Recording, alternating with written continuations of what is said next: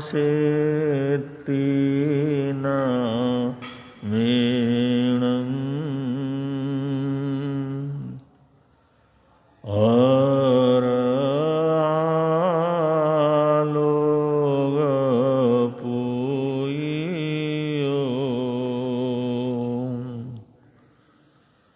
संबुद्ध पाय सबन्नु धम्मो तीर्थ यरिजिणे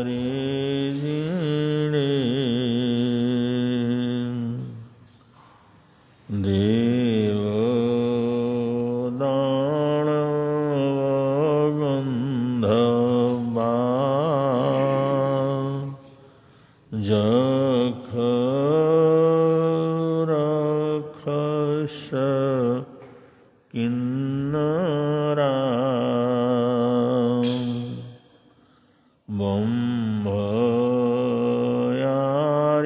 बम्भयारिन्नमं सन्ति दुःखरं ये करन्ति तं बम्भयारिं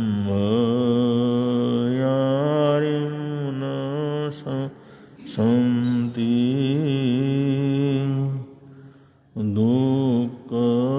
दुःखरं ये करन्ति तं।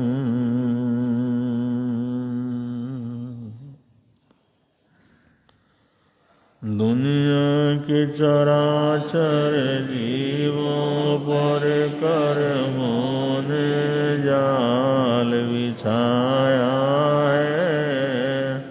क्या साधु गृहस्थ क्या बाल वृद्ध बस कोई न ने पाया।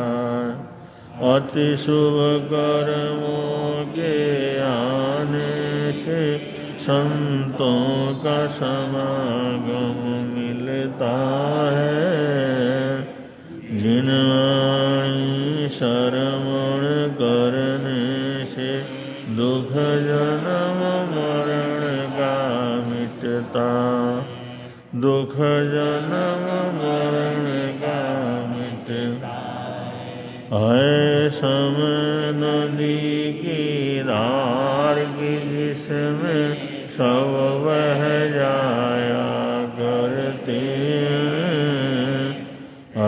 समय बड़ा तूफान प्रबल पर्वत झुक जाया करते हैं। अक्सर दुनिया के लोग समय में चक्कर खाया करते हैं। लेकिन कुछ ऐसे होते जो इतिहास बनाया करते हैं, इतिहास बनाया करते हैं।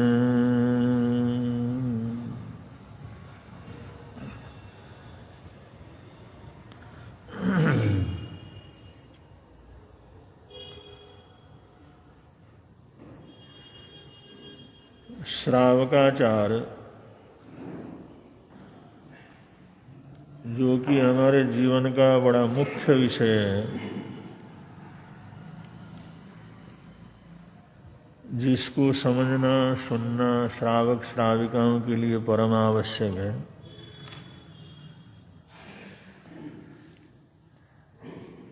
श्रावक धर्म को अंगीकार करना और उसको ईमानदारी पूर्वक पूरा करना, इसके लिए भी बहुत बड़ी पुण्यवानी और आत्मशक्ति की जरूरत पड़ती है।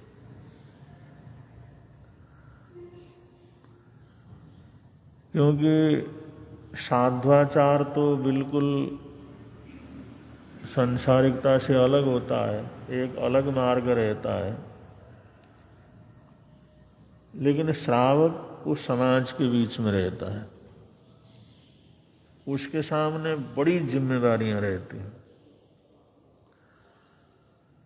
इसलिए जो सनातन परंपरा है, वैदिक परंपरा है, उसमें 4 आश्रम बतलाए गए हैं।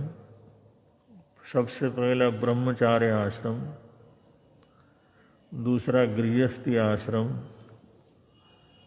तीसरा वानप्रस्थ और चौथा सन्यास। तो वहाँ पर भी ऋषि मुनि कहते हैं उन 4 आश्रमों में गृहस्थ आश्रम, वानप्रस्थ आश्रम ये सबसे बड़े हैं। और कहते वानप्रस्थी से भी गृहस्थ आश्रम सबसे बड़ा है, क्योंकि एक तो सबसे ज्यादा लोग उसके अंदर रहते हैं,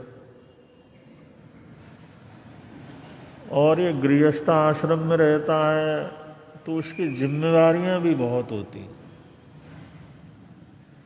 अपनी जिम्मेवारी है, अपने परिवार की जिम्मेवारी है, ग्राम धर्म जिस गांव में रहता है वहाँ की जिम्मेदारियां हैं, नगर धर्म जिस नगर में रहता है वहाँ की जिम्मेदारियां हैं। शास्त्रकार कहते हैं देश धर्म जिस देश में रहता है उसकी जिम्मेदारियां हैं। तो इतने जिम्मेदारियों से वो घिरा हुआ रहता है,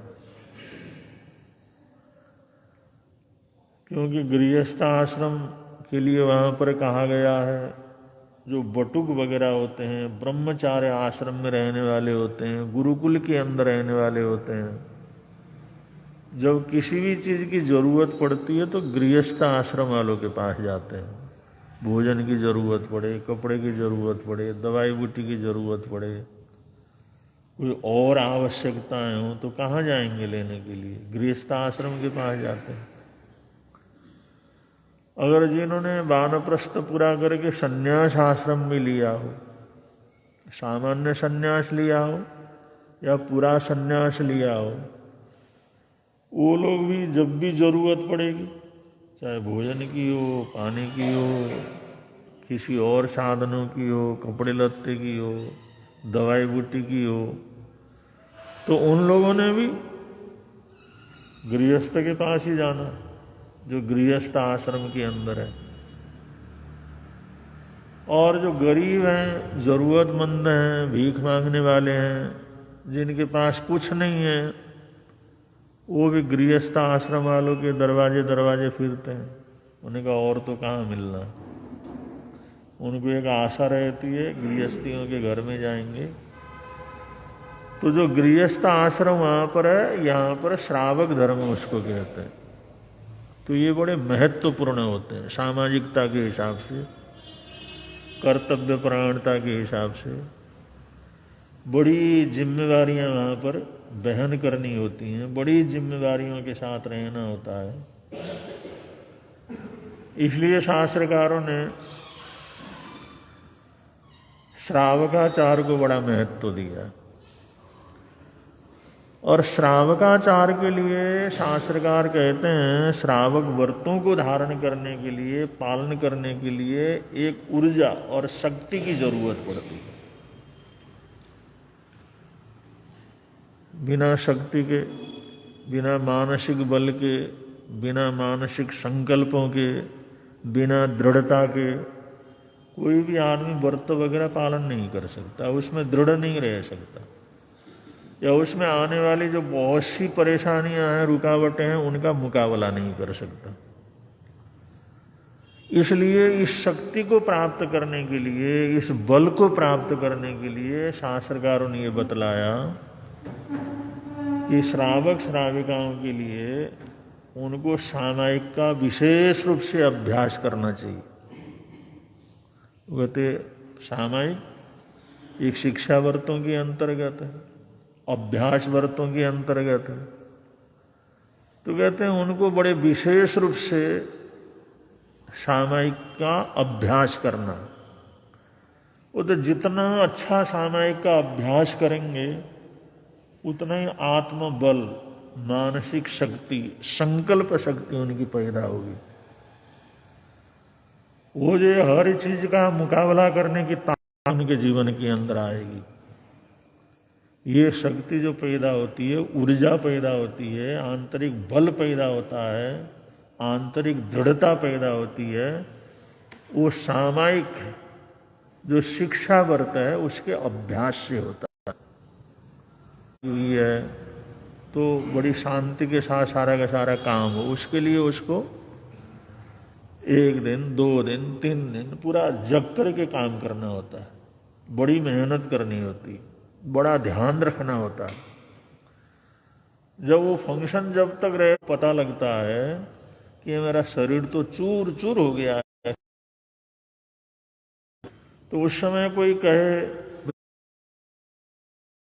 कोई ताकत की दवाई ले लो, जूस पी लो, तो भाई मेरे को जूस की जरूरत नहीं है, ताकत की जरूरत नहीं है। कोई ताकत की कैप्सूल वगैरह ले लो, वो कहता भाई इसकी जरूरत है, हलवा वगैरह ले लो, वो थोड़ी खाता है। या बढ़िया से बढ़िया खान पान उसकी नहीं, वो कहता भाई मेरे को आराम से सोने दो, आराम से मेरे को सोने दो। और वो उसके बाद 6 घंटे 8 घंटे अगर पूरी तरह गहरी नींद सोता, 6-8 घंटे, अगर वो 3 दिन से थका हुआ आदमी, अगर उसको गहरी नींद आती है तो 6-8 घंटे के बाद जब उठता है तो पूरी की पूरी ताकत से भरा हुआ रहता। वो कहता आगे भी उसी तरह से काम करने के लिए तैयार हो जाए, पूरा फ्रेशनेस हो जाता है। और वो सारी थकावट जो 2 दिन 3 दिन की थकावट थी, वो 6-8 घंटों के अंदर पूरी तरह खत्म हो जाती। तो शरीर शास्त्री कहते हैं हमारा शरीर और शरीर के जितने भी अंग प्रत्यंग हैं बिल्कुल एकदम शिथिल हो जाते हैं, एकदम बेहोशी में चले जाते हैं, एकदम धरती के साथ लग जाते हैं, वो इतना रिलैक्स हो जाते हैं, कोई भी टेंस कुछ भी नहीं रहता उसमें। तब ये हमारे चारों तरफ जो ऊर्जा है, पृथ्वी में ऊर्जा है, वायुमंडल के अंदर ऊर्जा है, आकाश में ऊर्जा भरी हुई है, तरह तरह के पेड़ों की ऊर्जा है, औषधियों की ऊर्जा है, क्योंकि सारा आकाश प्रदेश इन ऊर्जाओं से भरा हुआ रहता। तो जितना वो शांत होता है, जितना शिथिल होता है, जितना बेहोशी के अंदर चला जाता है, तो उतने वो चारों तरफ की ऊर्जा को इतना हमारा शरीर ग्रहण करता है, इतनी ऊर्जा लेता है, 6-8 घंटे सोने के बाद बिल्कुल सारी ताकत उसकी वापस हो जाती है। और उसके अंदर क्या हुआ? हुआ तो कुछ भी नहीं, उसने कोई खाया नहीं, पिया नहीं, आराम से सोया ही है। तो ऊर्जा तो दुनिया के अंदर भरी पड़ी, वातावरण के अंदर भरी पड़ी, वायुमंडल में ऊर्जा भरी पड़ी है, लेकिन वो बिल्कुल शिथिल हो जाता है तो वो ऊर्जा जो है बिल्कुल जो उसके साथ इतने उसका आना जाना होता है, इतना इकट्ठा हो जाता है, वो सारी थकावट उसकी उतर जाती है। तो शास्त्रकार कहते हैं जैसे गहरे नींद में जाने से, गहरी बेहोशी में जाने से आदमी को सारी ताकत, शारीरिक ताकत बढ़ती है, शारीरिक बल बढ़ता है। ऐसे ही अगर 48 मिनट के लिए होश हवास में, पूरी तरह से होश में बेहोशी के अंदर चला जाए, होश में नींद के अंदर चला जाए, ये समझ लो जैसे शवासन करवाते हैं, बहुत से शिविरों के अंदर शवासन कराते हैं, योगा के अंदर शवासन कराते हैं। और शवासन के अंदर नींद आ जाए तो शरीर की शक्ति बढ़ती है, नींद आ जाती है, गहरी नींद आ जाती है, शिथिल हो जाता है, बेहोश हो जाता है, तो शरीर की शक्ति बढ़ती है। लेकिन शवासन कराने वाले कहते हैं बिल्कुल होश में रहो, बिल्कुल सो नहीं, तुम पूरी तरह जागृत रहो, लेकिन शरीर को पूरा छोड़ दो तुम। ऐसे छोड़ दो, उसका नाम ही शवासन दिया, जैसे मरा हुआ आदमी रहता है, जैसे शरीर के प्राणी न हो ऐसे शरीर को छोड़ दो, प्राण विहीन समझ लो उसको, लेकिन होश पूरा का पूरा रखो। तो ये होश पूर्वक शवासन के अंदर जाया जाता है। तो ऐसे होश पूर्वक अगर हम पूरी दुनिया से अलग हो जाते हैं पूरी चिंताओं से अलग हो जाते हैं, पूरे सोच से अलग हो जाते हैं, 48 मिनट के लिए सारी चिंता, सारी फिक्र, सारी अपना पराया, वो सब कुछ से अलग हो जाते हैं, तो शास्त्रकार कहते हैं ये 48 मिनट के अंदर इतनी ऊर्जा, इतनी ताकत मन के अंदर भर जाती है, हमारे अंदर भर जाती है, तो फिर वो इतना संतुष्ट हो जाता है, इतनी ताकत बढ़ती है, जल्दी जल्दी उसको क्रोध नहीं आता, जल्दी जल्दी उसके उत्तेजना नहीं आती, वो अशांत नहीं होता, कैसे भी मुसीबत हो उसको देख करके घबराता नहीं है, कहीं भी कुछ भी मुकाबला करने की ताकत उसके अंदर आ जाती है, कोई भी चीज बर्दाश्त करने की शक्ति आ जाती है। तो ये सामायिक का जो अभ्यास है, अगर मौन और ध्यान पूर्वक सामायिक होती है, हम तो साधारण रूप से द्रव्य सामायिक कर लेते हैं, लेकिन ये अभ्यास का जो आंतरिक शक्ति को बढ़ाने के लिए अभ्यास किया जाता है, इसमें श्रावक लोग 48 मिनट का मौन और ध्यान पूर्वक से सामायिक करते हैं। क्योंकि हमारी दोनों आंखें और एक मुंह, बोलने से हम दुनिया से जुड़ते हैं या आंखों से देखने से जुड़ते हैं। बोलना बंद कर दिया तो आधी दुनिया कट जाती है, और देखना भी बंद कर दिया तो सारी दुनिया कट जाती है। फिर भी जो भी देखेंगे अपने को ही तो देखेंगे, अंदर ही देखेंगे, बाहर तो देखना नहीं। बहुत से लोग ऐसा हो नहीं सकता तो आंखों में पट्टी बांध के कर लेते हैं। उन्होंने कहा ऐसे तो आंखें मानती नहीं है, कभी न कभी खुल जाती हैं, तो काली पट्टी अच्छी तरह से बांध के फिर बैठते हैं। ये अभ्यास है कि हम 48 मिनट के लिए मौन और ध्यान के अंदर चले जाएं। इसके अंदर वो ताकत इतनी पैदा हो जाती है, शक्ति इतनी पैदा हो जाती है, जैसे अगर आदमी 6-8 घंटे आराम से सोता है तो ये छोटी मोटी बीमारियां, ये जीवाणु, ये विषाणु, इनका कोई प्रभाव नहीं होता, खून उसका शुद्ध हो जाता, प्रतिरोधक शक्ति बढ़ती है, इम्यूनिटी बढ़ती है। ऐसे परमाणु, ऐसे जो अगर कीटाणु भी आ जाते हैं तो भी उसके शरीर के अंदर प्रवेश नहीं कर सकते, उसको बीमार नहीं कर सकते। तो जैसे शारीरिक शक्ति, शारीरिक इम्यूनिटी बढ़ती है आराम करने से, ऐसे ही जो सामायिक करने से हमारा मानसिक बल बढ़ता है। और ये बल बढ़ाना आध्यात्मिक साधना के लिए, व्रतों को पालन करने के लिए बहुत जरूरी है। अगर ये शक्ति पैदा नहीं होगी तो हम जरा जरा सी बातों के ऊपर परेशान हो जाते हैं, न जरा से दुख को बर्दाश्त कर सकते हैं, न जरा से सुख को बर्दाश्त कर सकते हैं, न सुख को हजम कर सकता है, न दुख को हजम कर सकता। अब वो सुख दुख कुछ भी हजम ना कर सके, वो आदमी कैसे सुखी रहेगा? न तो रूखा सूखा हजम कर सकता है, न बढ़िया से बढ़िया भोजन हजम कर सकता है। जो भी खाता है पेट खराब हो जाता है, जो भी जाता है उसको दस्त होने शुरू हो जाते हैं, जो भी खाता है उसमें एसिडिटी बनती है, तो वो कैसे जो सुखी रहेगा शरीर से? तो चाहे कैसे भी दुख आए या सुख आए, दोनों को बर्दाश्त करने की ताकत पैदा होती है। जब ये शक्ति बढ़ती है तभी आदमी श्रावकाचार की सही ढंग से आराधना साधना कर सकता है, क्योंकि अनुकूलताएं प्रतिकूलताएं आती हैं। एक गांव के अंदर एक आदमी रहता था, छोटा सा ही गांव था, और वहां पर जो रहते थे गांव के लोग, एक आदमी अच्छा भला था लेकिन बड़ा गरीब, उसका कोई रहा नहीं, घर में अकेला ही था, और वो कर लेता था अपना मेहनत मजदूरी जो भी गांव के अंदर मिलता करके अपना गुजारा करता, लेकिन सोचता अरे तो हाथ में कुछ ना कुछ हो तो कुछ ना कुछ तो कर सकते हैं, है भी नहीं, न कमाई होती है, सहारा देने वाला भी कोई नहीं है। एक किसी ने कहा भाई ऐसा करो, भाग्य ने अगर साथ दिया तो ऐसे भी काम हो जाता। उन्होंने कहा बता कैसे करना? उन्होंने कहा लॉटरी का टिकट ले ले।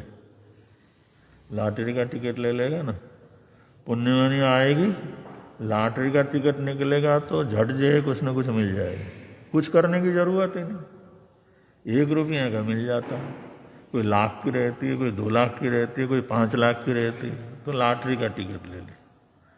उसने सोचा ये काम तो बड़ा अच्छा, तो उसने वो लॉटरी के टिकट लेना शुरू किया। अब 1 बार लिया, 2 बार लिया, 10 बार लिया, लेकिन निकला तो है नहीं। फिर भी आशा तो बनी रहती है, शायद अब के निकले, शायद अब के निकले। वो कहते हैं आशा बलवती राजन, ये दुनिया के अंदर लोग आशा के सहारे जीते हैं। शायद कल हो जाए, शायद परसों हो जाए, तो ऐसे लॉटरी का टिकट लेता रहता था।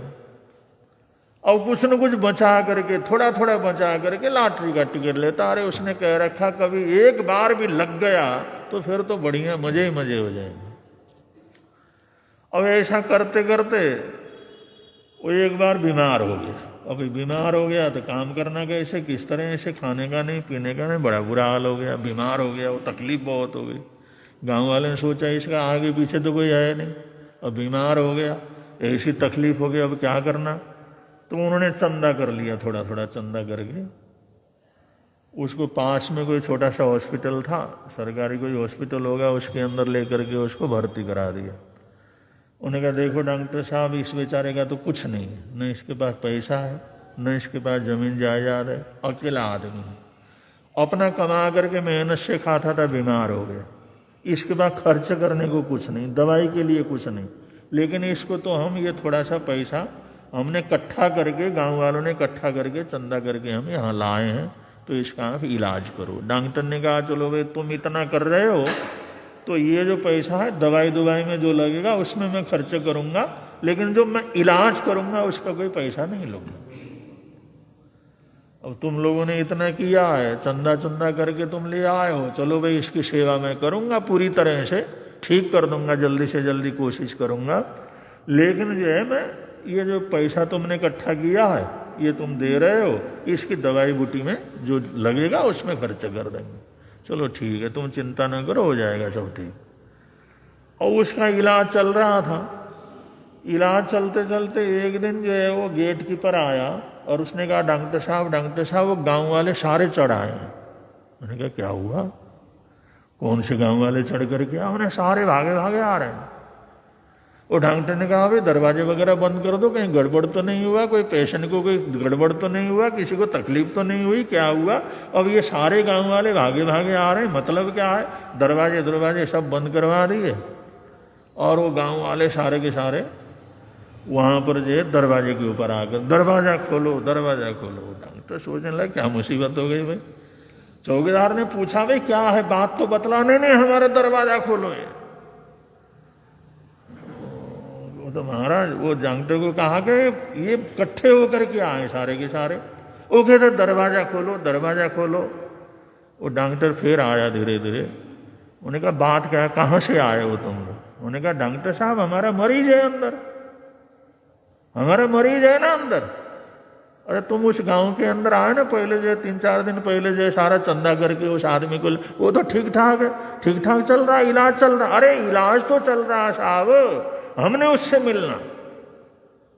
उन्होंने कहा तो नहीं मेरे को पहले जाने दो उसमें। वो कहने लगा काहे को जा रहे हो अंदर? वो कहने लगे साहब उसका 5 लाख की लॉटरी निकल गई, उसकी लॉटरी निकल गई, तो सूचना देने के लिए जाना है। उन्होंने कहा चुप। उन्होंने कहा ये 5 लाख की बात करोगे ना उसी समय मर जाएगा वो। तुम सूचना देने के लिए जा रहे हो, खुशखबरी देने के लिए जा रहे हो। वो तो बेचारा बीमार है और तकलीफ है, बेड में पड़ा हुआ है, और उसने कभी जिंदगी में इतना देखा नहीं होगा, कभी छुआ नहीं होगा, अरे डॉक्टर साहब उसको खुशखबरी तो देना है ना, खुशखबरी तो देना है। अरे भाई खुशखबरी नहीं, ये तो दुख खबरी हो जाएगी। ये खबर सुनेगा तो मर जाएगा वो। डॉक्टर साहब ऐसा होता है क्या? मैंने तुम लोग नहीं समझते, इसलिए किसी को अंदर जाना नहीं। ये कोई खबर इसको अंदर नहीं देगा कोई भी। और उनको तो समझा करके भेज दिया। उन्होंने कहा निकला है साहब, डॉक्टर साहब निकला है, वो तो निकला, पक्का निकला, इसलिए तो सूचना देने जा रहे हैं। उन्होंने कहा तुम चले जाओ, सारे चले जाओ, मैं धीरे करके उसको क्या करूंगा, सूचना दे दूंगा। अगर एकदम तुमने सूचना दे दी ना, वो बर्दाश्त नहीं कर सकेगा। तो बंदो, इंसान दुख भी बर्दाश्त नहीं कर सकता और सुख भी बर्दाश्त नहीं कर सकता। ऐसे हजारों लोग हैं, खुशखबरी मिलने के बाद ही उनको हार्ट अटैक हो जाता, मर जाते हैं, खत्म हो जाते हैं। तो डॉक्टर भी बड़ा छोड़ा, चलो भाग्यशाली पुण्यशाली है, लॉटरी इसकी निकल गई, चलो फिर ठीक है, धीरे करके इसको कर लेते हैं। तो उसने दवाई उसको अच्छी दे दी, और जो अच्छी ताकत की दवाई वगैरह दे दी। 2-3 बार उसने चेक किया, फिर वो बैठे कहने लगा साहब अब तो ठीक हो रहे हो। उन्होंने कहा डॉक्टर साहब ठीक कर दो। उन्होंने कहा ठीक हो रहे हो, अब क्या है, ठीक हो रहे हो, जा करके अपना दुकान चलाना, अच्छी तरह से काम करना। डॉक्टर साहब दुकान, अरे रोज के जो फाके पड़े हुए हैं, दवाई लेने के लिए पैसे नहीं है। बेचारे गांव वालों ने इकट्ठा करके मेरे को यहाँ ला के उन्होंने छोड़ के गए। क्या दुकान की बात है? अरे भाई पुण्यवानी जब उदय में आती है ना, बहुत कुछ हो जाता है। उन्होंने कहा हमारी क्या पुण्यवानी, आज तक कोई पुण्यवानी उदय नहीं हुई, क्या पुण्यवानी उदय होगी? अरे लगते तो बड़े भाग्यशाली पुण्यशाली हो भाई तुम। उन्होंने कहा क्या डॉक्टर साहब भाग्यशाली, 20 बार तो मैंने टिकट लिया लॉटरी का, आज तक नहीं निकला, भाग्यशाली क्या है? हम तो भाग के मारे हुए हैं। अरे भाई ऐसा नहीं बोलते, इंसान का भाव कब जग जाए और कब जो है लॉटरी का टिकट निकल जाए क्या पता लगता। अगर तुम्हारे को 10,000 की अगर लॉटरी निकल गई तो, उन्होंने कहा 10,000 की निकल गई तो चलो भाई ये गांव वालों का देना लेना भी पूरा कर लूंगा, अपना थोड़ा सा रुखा खाना पीना भी हो जाएगा, काम भी हो जाएगा।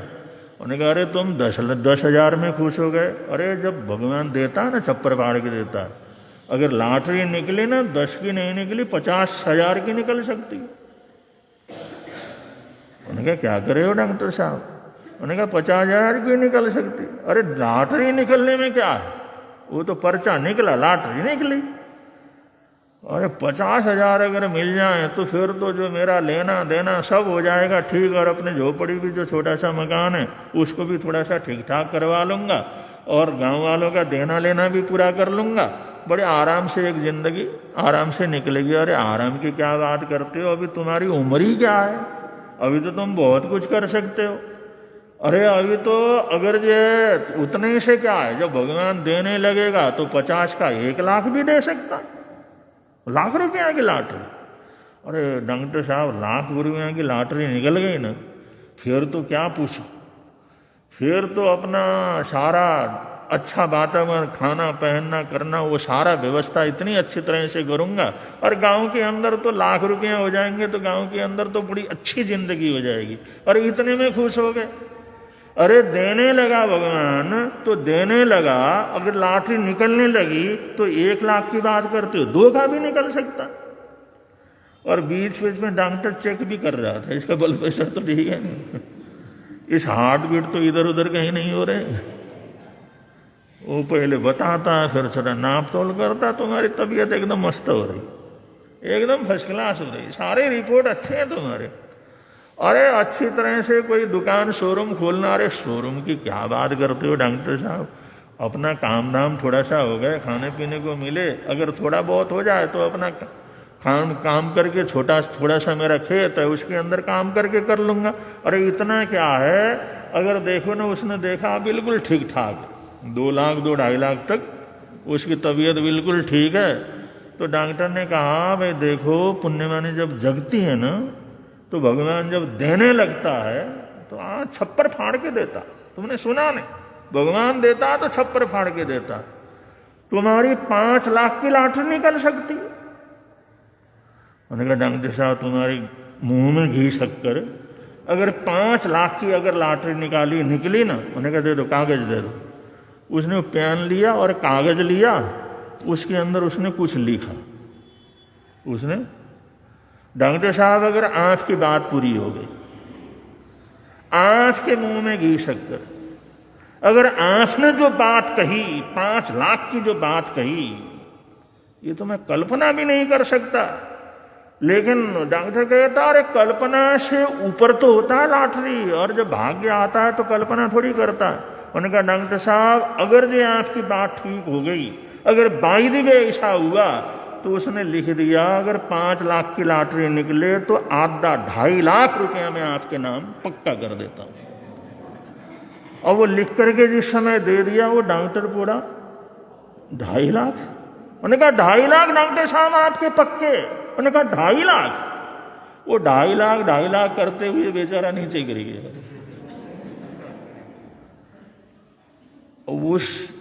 उस मरीज को तो पता नहीं था निकला, लेकिन डॉक्टर को तो पक्का पता था ना, उसको तो पता था 5 लाख का निकला।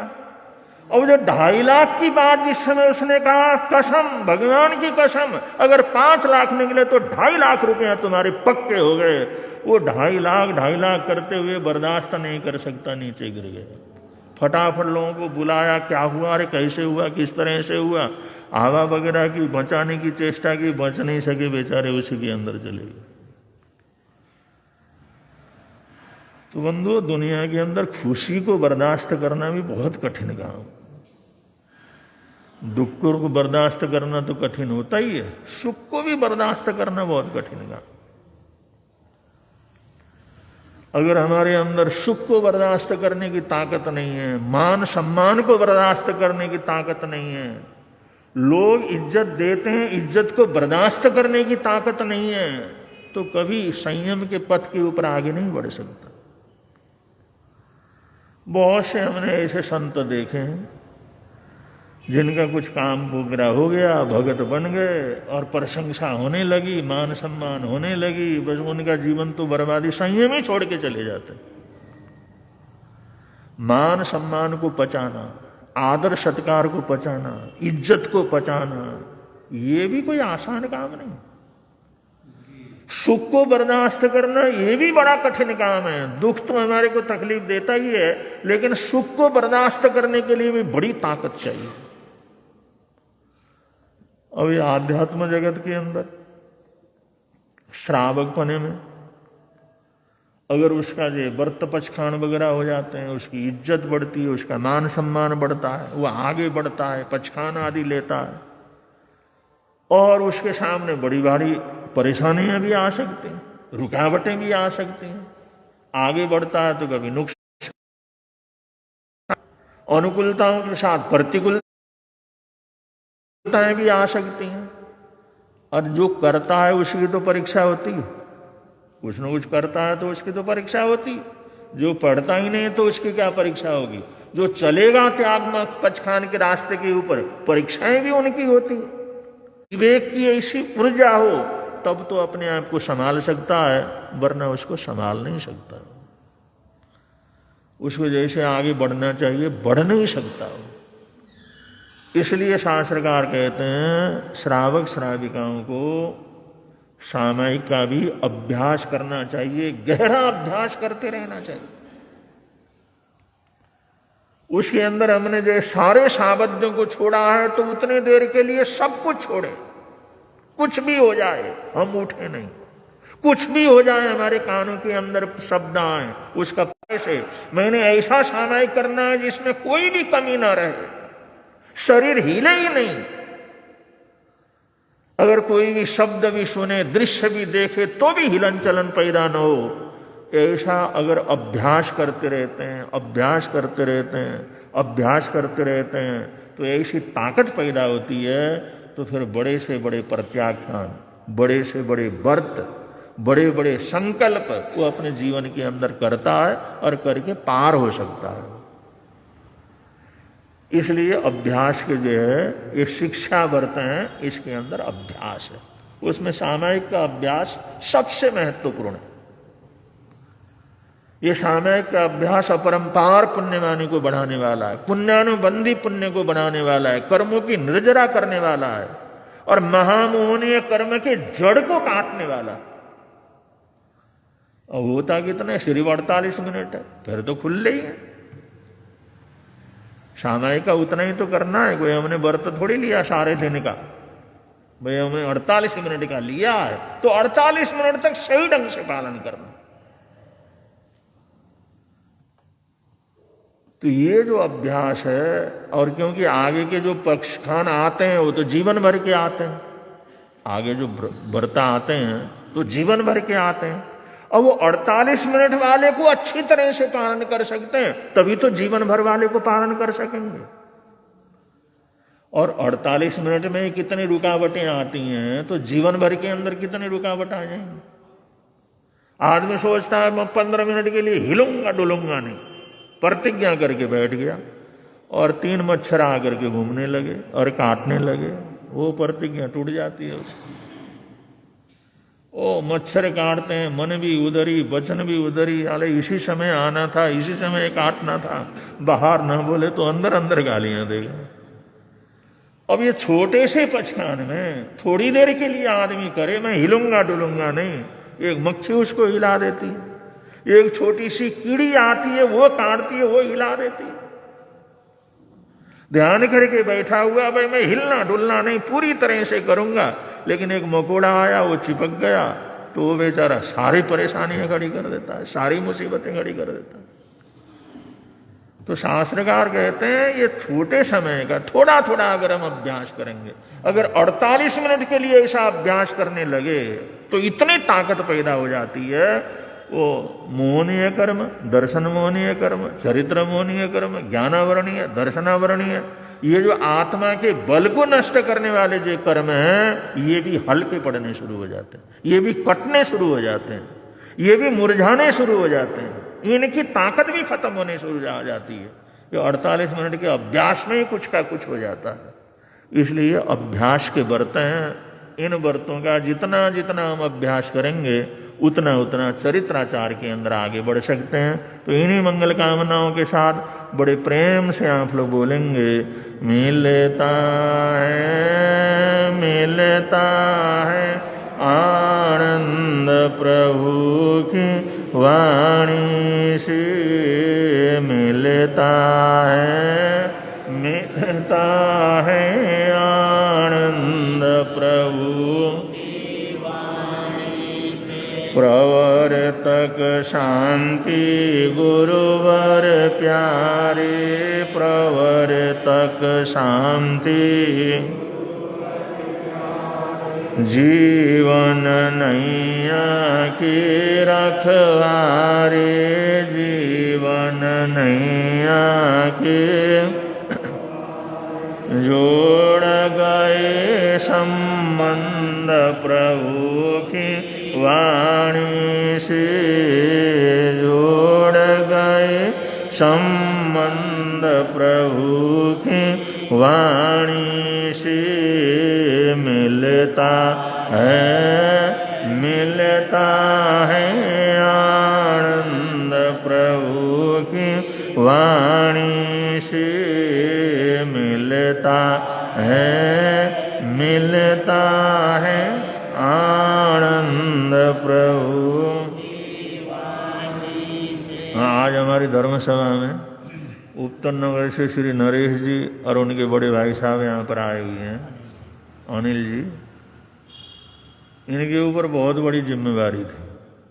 उत्तम नगर वाले जब भी प्रवर्तक जी के चतुर्मास करवाने के लिए विनती करने आए तो इनको आगे रख कर के करते थे, भाई तुम बोलो, तुम विनती करो, तुम गुरु जी को मनाओ, तुम चतुर्मास दिलवाओ।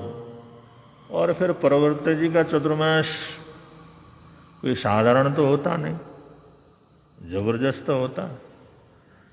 जो पब्लिक शुरू के दिन में रहती है आखिर तक वो टूटने नहीं देते। तो आपकी बड़ी जिम्मेवारी थी और आपके ऊपर ही सब था, भाई नरेश तुम दोनों भाई हो और तुम लोग गुरु जी के भगत हो शुरू से ही, तुम कहोगे तभी ये काम बनेगा, अगर तुम आगे न लगोगे तो हमारे को चतुर्मास किसी भी कीमत के ऊपर मिलने वाला नहीं है, तो अपनी जिम्मेवारी पर। इन्होंने जो है प्रवर्तक श्री जी से भी बात की, हमारे से भी बात की, और पूरा कहा भाई 4 महीना हम लगातार वहां थानक के अंदर रहेंगे, हम अपना काम कारोबार कुछ नहीं देखेंगे। और इन्होंने और नरेश जी ने परिवार सहित 4 महीने लगातार थानक में रह करके सेवा की, और संघ को भी पूरा जो है मार्गदर्शन देते रहे। और खुद पूज्य आशीष मुनि जी महाराज साहब कहते हैं, इतनी रौनक और इतनी उपस्थिति और इस तरह का महकता हुआ चतुर्मास मेरे जीवन का भी पहला ही अनुभव है। ये सबसे बड़ी बात है। प्रवर्तक जी को वहाँ पर चतुर्मास करके इतनी संतुष्टि हुई है, और आप लोगों ने खूब लाभ लिया है। और आज हमारे अब ये तो शुरू से ही आराध्य गुरुदेव के प्रति अटूट श्रद्धा रखते हैं।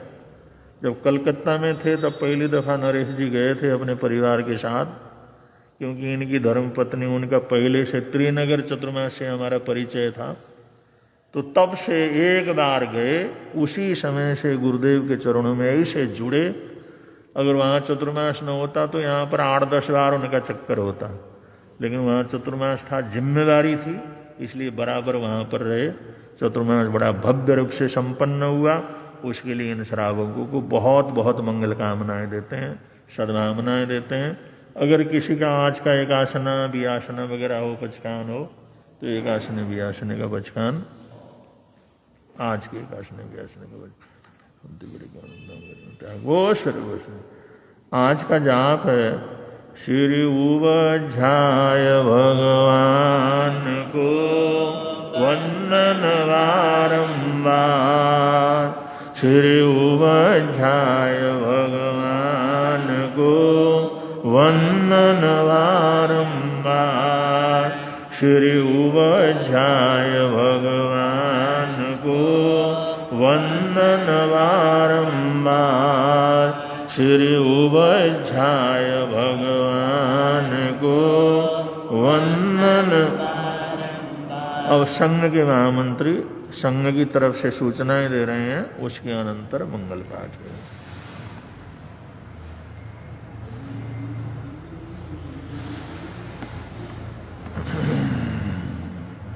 श्रवण संघीय सलाहकार देश पितामह तपस्वी रत्न राग ऋषि पूज्य गुरुदेव श्री सुमति प्रकाश जी महाराज साहब, नेपाल गौरव वाचनाचार्य उपाध्याय परवर डॉक्टर श्री विशाल मुनि जी महाराज साहब एवं पाठ पर विराजित संतों को एवं महासाध्वी जी के चरणों में कोटिश्वरना नमस्कार करके सुख सादा पूछता हूँ। गुरु ज्ञान दरबार में पधारे सभी को सादर जय जय। बाहर से पधारे गुरु दर्शना सभी अतिथियों का श्री SS जैन सभा रजिस्टर्ड जयनगर मेरठ हार्दिक स्वागत करती है, अभिनंदन करती है। आपकी नाश्ते एवं भोजन की व्यवस्था जैन भवन बरात घर पर की गई है। कृपया पधार कर अनुग्रहित करें, हमें सेवा का मौका अवश्य प्रदान करें। अब जयकारे बोलिए शासनपति श्रवण भगवान महावीर स्वामी की जय, सभी आचार्य भगवंतों की जय, वर्तमान आचार्य सम्राट डॉक्टर शिव मुनि जी महाराज की जय, गो तपस्वी स्वामी श्री निहाल चंद जी महाराज की जय, दादा गुरुदेव स्वामी श्री खूबचंद जी महाराज की जय, संघ संरक्षक स्वामी श्री फूलचंद जी महाराज की जय, देवलोकगामी उत्तर भारतीय प्रवर्तक गुरुदेव श्री शांति जी महाराज की जय, पंडित रत्न उपाध्याय श्री हेमचंद जी महाराज की जय, श्रवण संघीय सलाहकार भीष्म पितामह तपस्वी रत्न राज ऋषि पूज्य गुरुदेव श्री सुमति प्रकाश जी महाराज की जय, नेपाल गौरव वाचनाचार्य उपाध्याय परवर डॉक्टर श्री विशाल मुनि जी महाराज की जय, उत्तर भारतीय प्रवर्तक राष्ट्र संत श्री आशीष मुनि जी महाराज की जय, नवकार व साधक पंडित श्री विचक्षण मुनि जी महाराज की जय, सब साधु साधियों की जय, जय धर्म की जय, श्रवण संघ की जय, आज के आनंद की जय। चैदारम्भासं चगवट्टी महज्जियो संति संति करे लोई पत्तु गई मणोत्तरम, श्री चत्तारि मंगलम अरिहंता मंगलम सिद्धा मंगलम साऊ मंगलम केवली पुनत्तो धम्मो मंगलम चत्तारि लोकोत्तमा अर्यन्ता लोकोत्तमा सिद्धा लोकोत्तमा साऊ लोकोत्तमा केवली पुनत्तो धम्मो लोकोत्तमो चत्तारि शरणं पवज्जामि अर्यन्ते शरणं पवज्जामि सिद्धे शरणं पवज्जामि साहु शरणं पवज्जामि केवली पुनत्तं धम्मं शरणं पवज्जामि ये चार शरण दुख हरण जगत में और न शरण कोई होगा जो भव प्राणी करे आराधन उसका अजर अमर पद होगा उसका सदा